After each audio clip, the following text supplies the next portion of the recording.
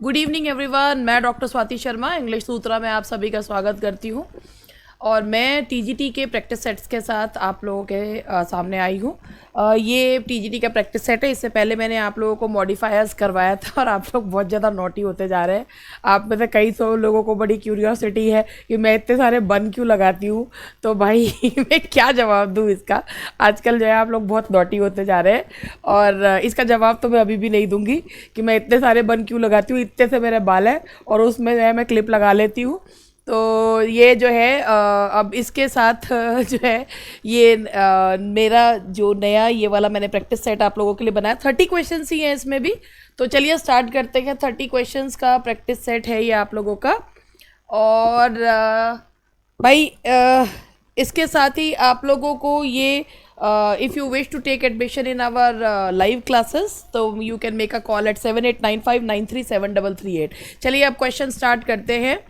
पहला क्वेश्चन है, who said Lycidas is the touchstone of taste, the 18th century criticism could not make anything of it, the very form of the poem is a stumbling block to the common sense critic। सबसे पहले if you talk about Lycidas तो Lycidas is an elegy और लिखी गई है Milton के द्वारा। John Milton ने लिखी है अपने दोस्त एडवर्ड किंग की मृत्यु पर।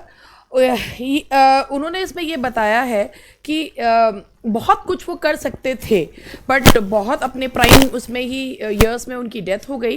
दैट्स वाई वो कुछ कर नहीं पाए किंग। तो उनकी उस मृत्यु पर इन्होंने ये एक एलिजी जो है वो लिखी है लिसिडस। और इसको ये जो कमेंट है कि लिसिडस एक touchstone of taste, the 18th century criticism का एक टच स्टोन है, एक कसौटी है।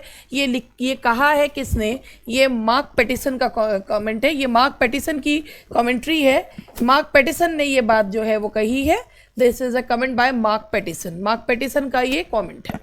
Now the next one is, No, I will not weep. I have full cause of weeping, but this heart shall break into 100,000 flaws, or I'll weep. Oh fool, I shall go mad. Which Shakespearean character utter these lines? तो ये है कि मैं नहीं रोऊंगा and I have full cause of. हालांकि मेरे पास रोने की सारी वजह है, ये दिल मेरा जो है वो टुकड़ों में है, मगर मैं नहीं रोऊंगा। और आई बिफोर आई वीप ओ फूल, मैं पागल जो है वो हो जाऊंगा। ये लाइंस जो हैं वो किंग लियर की है। King Lear one of the best tragedies of Shakespeare.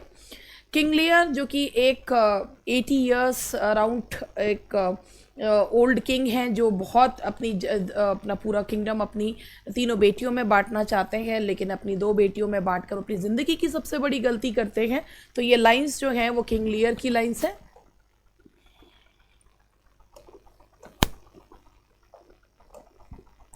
Now question number 3. Who said Shakespeare had nowhere written more than 6 consecutive lines of good poetry? ये लाइन जो है वो किसके द्वारा कही गई है?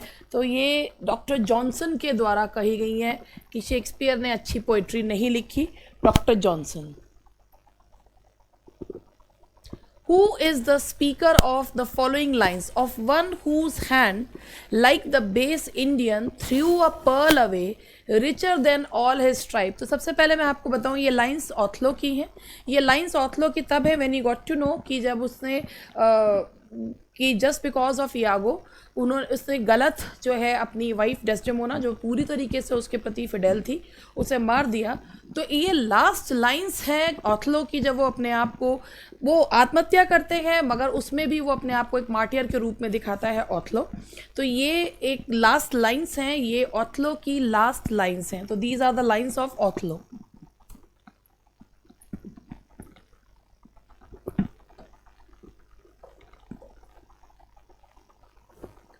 विच among the Shakespeare's play can be rightly called pastoral comedy? तो आपको सबसे पहले पेस्टोरल का मतलब ये है कि पेस्टोरल मीन्स गांव के पृष्ठभूमि पर आधारित, एंड कॉमेडी जिसका एंड जो है वो अच्छा है। तो इसमें है the Winter's Tale, Midsummer Night's Dream, Much Ado About Nothing, Troilus and Cressida. If you talk about the Winter's Tale तो यही एक पेस्टोरल जो है वो कॉमेडी है। हालांकि ये एक रोमांस है और रोमांस अगर इसमें एज यू लाइक इट होता तो वो भी एक पेस्टोरल कॉमेडी थी। मिडसमर नाइट्स ड्रीम जो है ये एक मिडसमर नाइट्स ड्रीम एक एन्चेंटेड जो है वो कॉमेडी है और ये इस पे है, जादू पर आधारित है। मच अडू अबाउट नथिंग जो है ये ये इसको पेस्टोरल कॉमेडी नहीं है, it is based on city life and ये वैसे भी जो है कॉमेडी ऑफ मैनर्स जो है वो कहा जाएगा। ट्रायलस एंड क्रेसिडा इसकी जो बैकग्राउंड है वो ट्रोजन वॉर है। तो पेस्टोरल कॉमेडी में अगर हम लेते हैं तो विंटर्स टेल है जो एक बिल्कुल उस पर शेफर्ड्स एंड ऑल दैट की कहानी पर आधारित है जिसमें ये लीप भी है। तो ये जो विंटर्स टेल, वैसे भी विंटर्स टेल का जो टाइटल है उसका मतलब है दादी नानी की कहानी जैसे होती है। The first book of the foresight saga जो कि जॉन गॉल्सवर्दी ने लिखा है, deals with possession. Who is the man of possession, man of property. जो सबसे पहली नॉवल है मैन ऑफ प्रॉपर्टी, और मैन ऑफ पोजेशन कहा किसे जाता है, तो ये कहा जाता है स्वामीज को। ये वर्ड जो है वो यूज किया गया है, मैन ऑफ पोजेशन किसके लिए यूज किया गया है, स्वामीज के लिए। Who characterized Wordsworth the prelude as more than historic, that prophetic lay, an Orphic song uttered by a great bard। ये जो वर्ड्सवर्थ की प्रिल्यूड को more than historic and prophetic ले किसने कहा है, तो ये जो कहा गया है that is by Coleridge.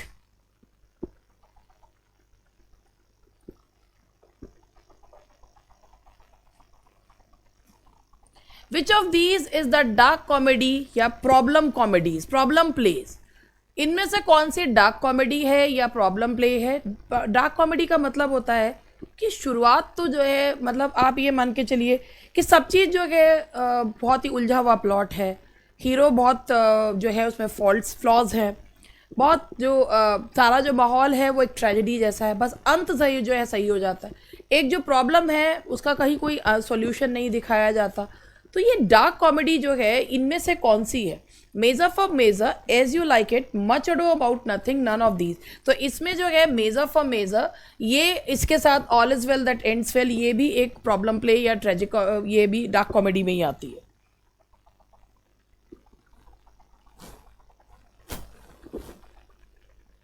Which of the following is a description of a loose celly of the mind and irregular indigested piece।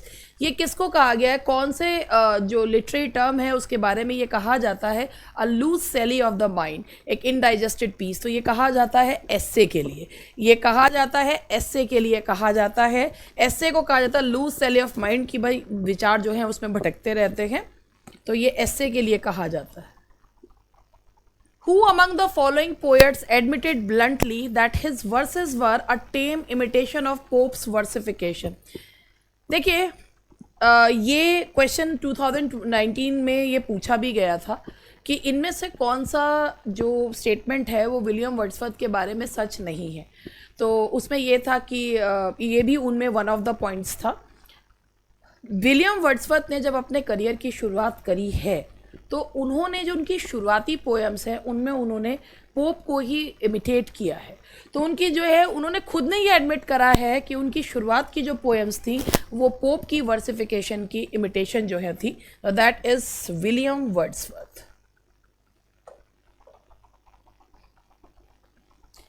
Is dash is a sumptuous allegorical entertainment combining poetry, music, dance, scenery and extravagant costumes। एक mask वो चीज़ होती है जिसमें costumes होती हैं, एक hidden meaning छिपा होता है, और जो है जिसमें डांस, सीनरी, सॉन्ग सब कुछ होता है, और that literary term is mask. जैसे मिल्टन के हैं commerce and arcades. Hamlet lying wounded says to his friend Horatio I am dead।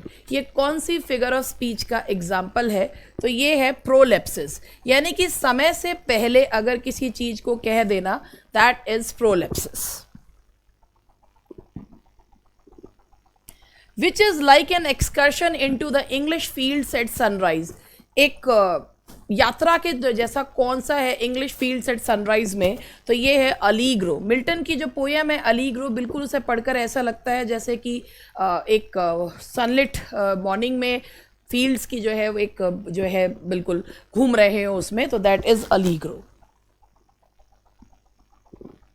Who has defined poetry as a fundamental creative act using languages? किसने poetry को एक fundamental creative act कहा है? तो ये कहा गया है डायलन थॉमस के द्वारा। ये डायलन थॉमस के द्वारा ये वाली बात जो है वो कही गई है। Which romantic poet coined the famous phrase spots of time? Spots of time का जो कॉन्सेप्ट है वो किसने दिया है? विलियम वर्ड्सवर्थ ने दिया है। और ये एपिफेनी यानी कि छोटी छोटी जो चीज़ें जो आपके दिमाग में छप जाती हैं और बाद में ये मोमेंट्स जो हैं वो आपको एक बहुत ही एक ऐसे मोमेंट्स होते हैं जो उस समय तो नहीं लेकिन बाद में आपको काफ़ी एक खूबसूरत एहसास जो है वो दिलवाते हैं। स्पॉट्स ऑफ टाइम का कॉन्सेप्ट जो है वो कॉइन किया गया है विलियम वर्ड्सवर्थ के द्वारा। Who among the following women writers famously imagined the plight of Shakespeare's sister? plight of Shakespeare's sister जो है वो इमेजिन किया गया है वर्जीनिया वुल्फ के द्वारा।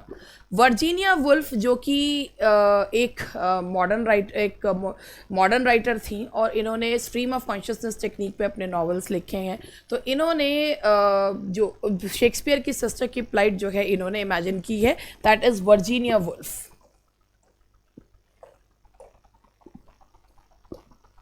Which of the following is not mentioned in Northrop Frye's 4 generic plots? 4 generic plot, जो plot कहानियों का जो प्लॉट होता है उसमें से इनमें से कौन सा नहीं है? कॉमिक होता है, ट्रेजिक होता है, आयरॉनिक होता है, लिरिक नहीं होता। तो that is see, the lyric is not one of the generic plots. The etymological meaning of the word trope is? trope का etymologic meaning क्या होता है? तो trope का मतलब होता है turning. trope means turning. When you say I love her eyes, her hair, her nose, her cheeks, her lips, you are using a rhetorical device called. जब आप एक ही बात को आगे उसी चीज़ को आई लव हर की जगह उसमें पूरा I love her eyes, her hair, her nose, तो उसे काफ़ी चित्रित करके कहने वाला है तो उसे क्या कहते हैं? Enumeration. Enumeration that is the rhetorical devices. Enumeration यानी कि किसी चीज़ का जो है काफ़ी विस्तृत वर्णन जो है वो करना, that is enumeration. An error in judgment caused by ignorance or sudden weakness is called. error in judgment जो word है, error in judgment हम use करते हैं हेमर्शिया के लिए। इसका जो literal meaning है वो यही है error in judgment, कि ये एक जो एक गलती जो है वो करता है वो इसलिए करता है क्योंकि ये हेमर्शिया का ट्रेजिक फ्लॉ तो इसे बाद में कहा गया है, वो तो बाय डिफ़ॉल्ट एक कैरेक्टर में होता है, लेकिन एरर इन जजमेंट की जब किसी चीज़ को समझने में गलती की जाती है, that is hamartia, error in judgement.